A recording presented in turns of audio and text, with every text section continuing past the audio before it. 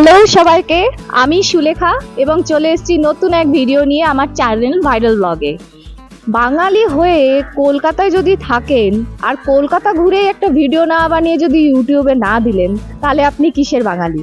আর বাঙালি মানে আপনাকে ঘুরে দেখতে হবে ভিক্টোরিয়া মেমোরিয়াল, রবীন্দ্র সদন থেকে শুরু করে এখানকার প্ল্যানেটোরিয়াম এবং চার্চ। আজকে এই মুহূর্তে আমি দাঁড়িয়ে আছি ভিক্টোরিয়া মেমোরিয়ালের বাগানে। ঢুকতে আমাদের প্রবেশ মূল্য লেগেছে জনপ্রতি 50 টাকা। আমার সাথে থাকুন এবং কমেন্ট বক্সে অবশ্যই জানান যে ভিডিওটি কেমন লাগলো।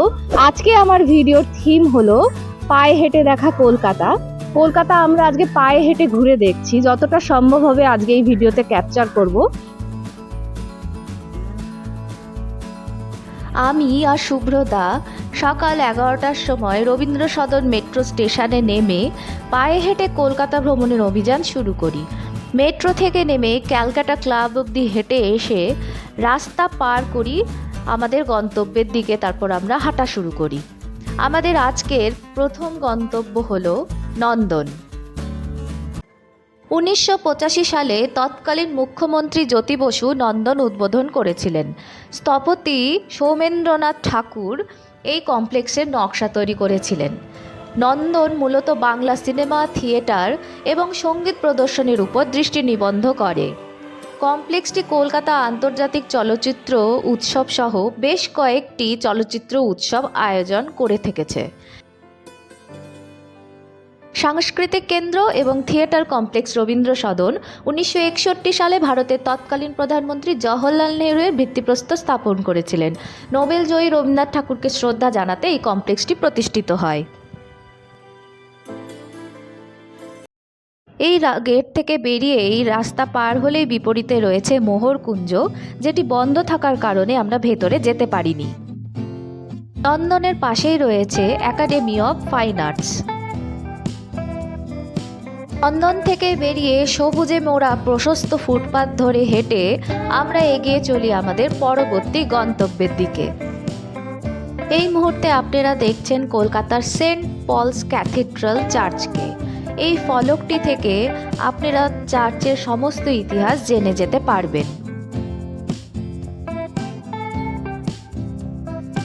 জনপ্রতি 10 টাকার টিকিট কেটে এগিয়ে চলি আমরা সামনের দিকে। ক্যাথিড্রালের ইতিহাস 19বিংশ শতাব্দীর প্রাচীন। ভিত্তিপ্রস্তর স্থাপন করা হয়েছিল 1840 সালে এবং ভবনটি 1847 সালে সম্পন্ন করা হয়েছিল, যা এটিকে কলকাতার বৃহত্তম গির্জা এবং এশিয়ার প্রথম অ্যাংলিকান ক্যাথিড্রালে পরিণত করে।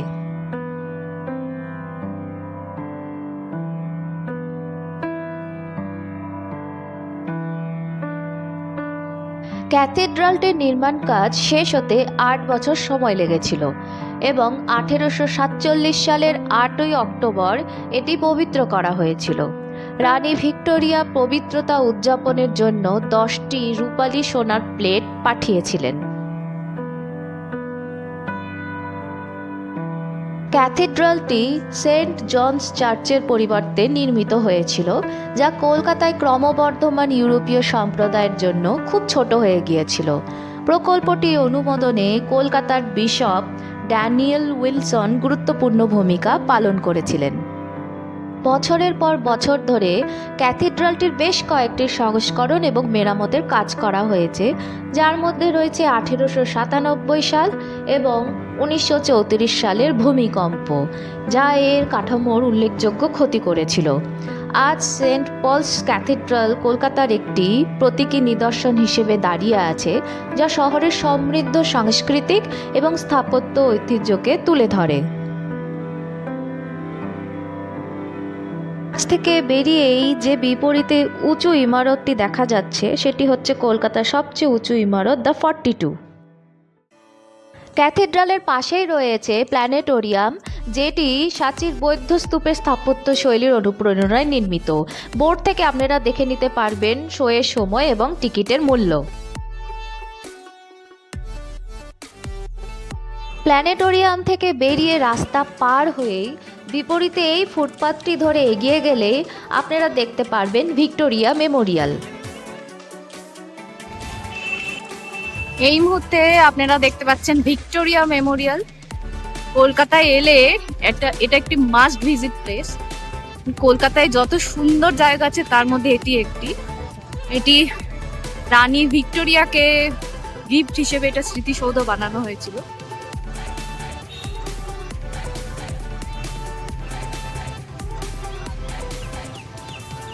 এর ভেতরে ঢোকার জন্য প্রবেশ মূল্য লাগে, সেই টিকিট কাটতে শুভ্রদা গিয়েছে।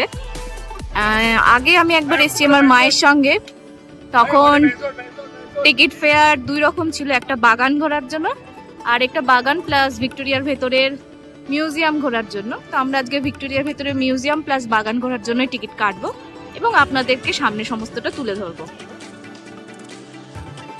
50 টাকার টিকিট কেটে আমরা এগিয়ে চলি এই বাগানের দিকে। বাগানে কিছুটা জিরিয়ে নেওয়ার পর আমরা এগিয়ে চলি ভিক্টোরিয়ার ভেতরে ঢোকার জন্য। ভিক্টোরিয়া মেমোরিয়ালে ঢুকতেই রানী ভিক্টোরিয়ার এই ব্রোঞ্জের মূর্তিটি চোখে পড়ে। রোদ ঝলমলে পরিষ্কার আকাশের নিচে দাঁড়িয়ে রয়েছে ভিক্টোরিয়া মেমোরিয়াল এবং মেমোরিয়ালের একদম উপরে উড়ে চলেছে আমাদের জাতীয় পতাকা। কলকাতার ভিক্টোরিয়া মেমোরিয়াল হলো একটি আশ্চর্য স্মৃতিস্তম্ভ, যা 1876 থেকে 1901 সাল পর্যন্ত ইংল্যান্ডের সম্রাজ্ঞী রানী ভিক্টোরিয়ার প্রতি শ্রদ্ধাঞ্জলি হিসেবে দাঁড়িয়ে আছে। 1901 সালে রানী ভিক্টোরিয়ার মৃত্যুর পর ভারতের ভাইসরয় লর্ড কার্জন এই স্মৃতিস্তম্ভ নির্মাণের ধারণাটি গ্রহণ করেছিলেন।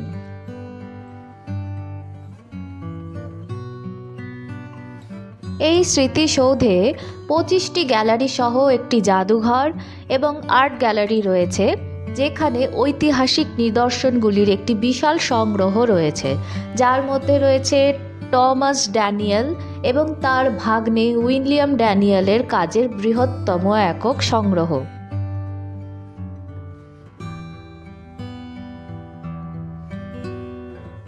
প্রায় 10,50,000 পাউন্ড ব্যয় করে নির্মাণ কাজ সম্পন্ন করা হয়েছিল ভিক্টোরিয়া মেমোরিয়ালের। স্মৃতিস্তম্ভটির নকশা করেছিলেন স্থপতি উইলিয়াম এমারসন, যিনি ব্রিটিশ এবং মুঘল স্থাপত্য উপাদানগুলিকে একত্রিত করে একটি মনোমুগ্ধকর সুন্দর কাঠামো তৈরি করেছিলেন। এই ছবিটিতে লাল কিলা এবং তার আশেপাশের যেই চিত্রায়িত করা হয়েছে তার সূক্ষ্মতা এবং পারদর্শিতা দেখে আমি বিস্ময় হয়েছিলাম, তাই এত সূক্ষ্মভাবে আপনাদেরকে ভিডিওর মধ্যে দেখাচ্ছি।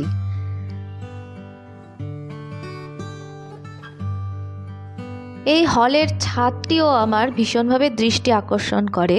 তাছাড়া তো এই সুন্দর সুন্দর ছবিগুলি রয়েছে, যেখানে আমাদের ভারতীয় জনজাতিকে তুলে ধরা হয়েছে, যেরকম রয়েছে এই ট্রেন স্টেশন, অথবা আপনারা বলতে পারেন সামনে রয়েছে এই ঋষিকেশের ঘাট। তখনকার দিনে ঋষিকেশের ঘাট কেমন ছিল সেটা চিত্রায়িত করা হয়েছে এইখানে। এই হলো তাজমহল, যেখানে হিন্দু তীর্থযাত্রীরা ফিরে আসছেন।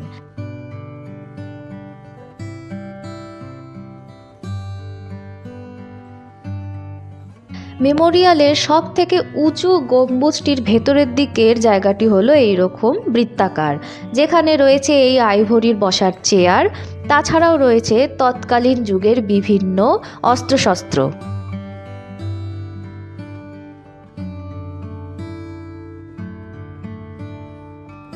বৃত্তাকার করিডরটি থেকে বেরোলেই আপনারা দেখতে পারবেন ইংল্যান্ড এবং ফ্রান্সের অনেকগুলি তোপ।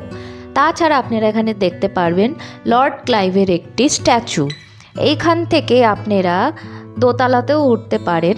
তাছাড়া রয়েছে একটি আর্ট গ্যালারি, যেখানে আমরা দেখতে পারবো আমাদের তৎকালীন যুগের বিভিন্ন ঋষিমণিদের এবং স্বাধীনতা সংগ্রামীদের অয়েল পেন্টিং।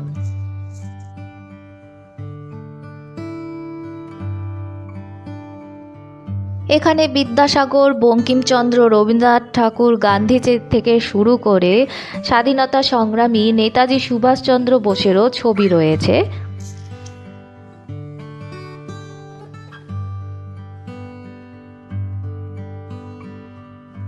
এই বোর্ডে তুলে ধরা হয়েছে আমাদের ভারতীয় কিছু সংস্কারকগণের ছবি এবং তাদের ইতিহাসকে। এরপর আমরা গুটি গুটি পায়ে সিঁড়ি পেরিয়ে এগিয়ে চলি দোতলায় ওঠার জন্য। দোতলায় একমাত্র এই ব্যালকনিটিতেই একমাত্র উঠতে দেওয়া হয়। এইখান থেকে ভিক্টোরিয়ার পেছন দিকে কলকাতাকে দেখা যায়। এইখানে আপনারা যে নীল বিল্ডিংগুলোকে দেখতে পাচ্ছেন, নীল সাদা বিল্ডিং, সেটি হলো SSKM হসপিটাল। পর মেট্রোর থেকে কালীঘাট মেট্রো স্টেশনে নেমে সেখান থেকে লেক মলে এসে তার বিপরীত গলিতে ঢুকে আমরা চলে আসি আমাদের মধ্যাহ্ন ভোজন স্বার্থে কলাপাতায়। কলাপাতা একটি পাইস হোটেল। এখানে যা খাবেন সেই অনুযায়ী আপনাদের দাম নেওয়া হবে। এখানে সবার প্রথমেই আমরা অর্ডার করে নিই ভেজ থালি, যেখানে ছিল ভাত, লেবু, ঝুরঝুরে আলু ভাজা, ডাল, আলু পটলের তরকারি এবং চাটনি। সাথে আমরা এক্সট্রা নিয়েছিলাম মটন কষা, ধোকার ডালনা এবং পমফ্রেট মাছ। আমরা আগেই বলে দিই, মাংস ছিল প্রচণ্ড নরম, ধোকাটি ছিল একেবারে তুলতুলে এবং খাওয়ার স্বাদও ছিল সুস্বাদু। ভরপেট খাওয়ার পর আমরা হেঁটে হেঁটে গড়িয়াহাটের উপর দিয়ে হাঁটা শুরু করি এবং এগিয়ে চলি গোল পার্কের দিকে। গোল পার্কের রাস্তা পার করে আমরা রামকৃষ্ণ মিশনের যে রাস্তাটি রয়েছে সেই রাস্তা ধরে এগিয়ে চলি লেকের দিকে। ঢাকুরিয়া লেকের এই গেট দিয়ে আমরা ভেতরে ঢুকে পড়ি। এর প্রবেশ মূল্য কিছু লাগে না, তবে এখানে প্লাস্টিক বর্জিত এলাকা, আপনি হাতে জলের বোতল বা কিছু নিয়ে ঢুকতে পারবেন না। এইখানে বসে আমরা অনেকটা সময় কাটাই।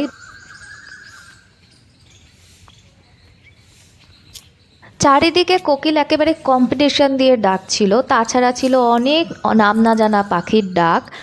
এখানে গাছের তলায় বসে পুকুর ধারে আমরা অনেকটা সময় কাটিয়ে নিই এবং গায়ে আমরা লাগিয়ে নিই এখানকার ফুরফুরে শান্ত শীতল বাতাস।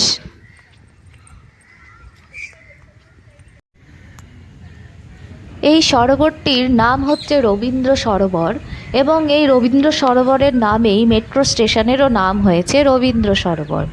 এই সরোবরের ধারে আমি পা ঝুলিয়ে কিছুক্ষণ বসে সময় কাটিয়ে নিই এবং দেখতে থাকি কিভাবে বাতাস লেগে জলের উপর ঢেউয়ের সৃষ্টি করেছে। সরোবরটির একদম মাঝ বরাবর রয়েছে ছোট্ট একটি দ্বীপ, যেখানে বাসা বেঁধে রয়েছে অনেক নাম না জানা পাখির দল। ঢাকুরিয়া লেক থেকে বেরিয়ে আমরা বাস ধরে সোজা চলে যাই ধর্মতলায়। ধর্মতলার থেকে একটা ট্যাক্সি ভাড়া করে আমরা পৌঁছে যাই আমাদের পরবর্তী গন্তব্য প্রিন্সেপ ঘাটের জন্য। প্রিন্সেপ ঘাটে এসেছিলাম সূর্য অস্ত দেখার জন্য। প্রিন্সেপ ঘাটে ঢুকেই জন প্রিন্সেপের নামে এই স্মৃতিসৌধটি দেখা যায় এবং এই বোর্ড থেকে আপনারা তার ইতিহাসও পড়ে নিতে পারবেন। প্রিন্সেপ ঘাট ঢুকতে কোনো রকম মূল্যের দরকার হয় না। প্রিন্সেপ ঘাট ঢুকতেই আপনারা দেখতে পারবেন প্রিন্সেপ ঘাট নামক এই চক্র রেলের স্টেশনটি। প্রিন্সেপ ঘাটে সবাই বাচ্চার থেকে শুরু করে বয়স্ক মানুষ পর্যন্ত এখানে হাঁটাচলা করে বাগানের মধ্যে দিয়ে। গঙ্গার ধারে বসে কিছুটা তারা কোয়ালিটি সময় কাটে। তাছাড়া রয়েছে চারিদিকে অনেক বড় বড় প্রাচীন গাছ, যার ছায়াকেও তারা উপভোগ করে থাকে। এখন ভিডিওর ফ্রেমে যা দেখতে পাচ্ছেন সেই দৃশ্য উপভোগ করার জন্যই মূলত সবাই প্রিন্সেপ ঘাটে এসে থাকে। গঙ্গার ধারে বসে যেরকম জলের প্রবাহ দেখবেন, সেরকম দেখতে পারবেন সুন্দর এই সূর্যাস্তের দৃশ্য। সূর্যাস্ত হয়ে গেলে আমি আর শুভ্রদাও বাগানের এই রাস্তা দিয়ে কিছুক্ষণ হাঁটাচলা করি। আমাদের উদ্দেশ্য ছিল সেদিন আইসক্রিম খাওয়া, কিন্তু সেটা কোনোভাবে হয়ে ওঠেনি। এরপর আমরা আমাদের মোবাইলে চেক করি যে এখান থেকে কোনো ট্রেন পাওয়া যাবে কিনা আমাদের বাড়ি পর্যন্ত পৌঁছানোর জন্য। সেই সময় দেখি 6টার সময় একটি ট্রেন রয়েছে, যেটি প্রিন্সেপ ঘাট থেকে ছাড়বে এবং আমি আমার নির্ধারিত স্টেশনে নেমে যেতে পারবো। এখানে যে ঘাটটি দেখতে পাচ্ছেন, এই ঘাট থেকে আপনারা নৌকা বিহার করতে পারেন, তবে দাম দর অবশ্যই করে নেবেন, কারণ কি এরা নিজেরা নিজেদের মতন করে দাম দর চায়। এই হলো প্রিন্সেপ ঘাট স্টেশন। 1 নম্বর স্টেশনে আমরা দাঁড়িয়ে রয়েছি আর এই হলো টিকিট কাউন্টার। নর্মাল যেরকম ট্রেনের টিকিটের মূল্য হয় সেই রকমই টিকিটের মূল্য। সেই টিকিট কেটে আমরা অপেক্ষা করতে থাকি আমাদের ট্রেনের জন্য। এরপর নির্ধারিত সময় থেকে 5 মিনিট লেটে আমাদের ট্রেন এসে পৌঁছায় প্ল্যাটফর্ম নম্বর 1-এ। সেখান থেকে আমরা আমাদের ট্রেনে উঠে এগোতে থাকি আমাদের গন্তব্যের দিকে। চাকরি সূত্রে আমি এসেছিলাম কলকাতা শহরে, সিটি অফ জয়। কিন্তু আবার এই চাকরি সূত্রেই খুব শীঘ্রই আমাকে চলে যেতে হবে ভিন রাজ্যের ভিন শহরে। তাই যাওয়ার আগে আরেকবার মন চক্ষু দিয়ে দেখে নিলাম কলকাতা শহরকে। পরবর্তী সফরের অভিজ্ঞতা নিয়ে খুব তাড়াতাড়ি ফিরে আসব। আমি সুলেখা এবং আপনারা দেখছিলেন আমার চ্যানেল ভাইরাল ব্লগ। যদি ভিডিওটি ভালো লাগে অবশ্যই চ্যানেলটি সাবস্ক্রাইব করবেন এবং বেল আইকনটি ক্লিক করবেন, তাতে নতুন ভিডিও এলে আপনারা নোটিফিকেশন পেয়ে যাবেন।